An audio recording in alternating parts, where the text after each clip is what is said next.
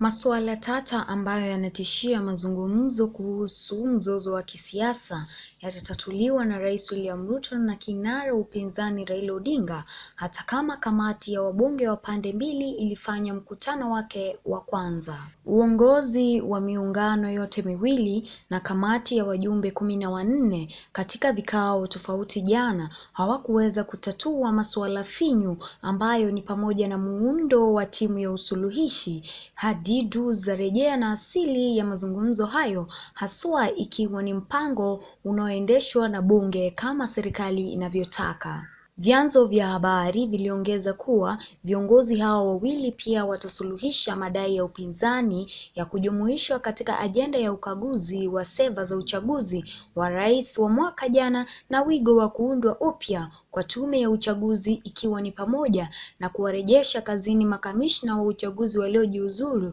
au waliofutwa kazi kwa tuhuma walizopewa walimhurumia Bwana Odinga. Haijabainika mara moja ikiwa hii ilimaanisha viongozi hao wawili watakuwa na mkutano wa ana kwa ana, ikiwa ni hivyo lini. Jana kamati ya pande mbili ilikutana kwa mara ya kwanza katika hoteli ya Villa Rosa Kempinski baada ya majuma kadhaa ya mzozo uliopelekea chama tawala Kenya kwanza kusisitiza uchumba huo lazima uwe ndani ya mfumo wa bunge dhidi ya azimio la umoja wa kambi moja ya Kenya kwa mazungumzo ya nje ya bunge ambayo yanafanana. Mazungumzo ya Serena ambayo yalisimamia mkataba wa kitaifa wa mwaka 2008.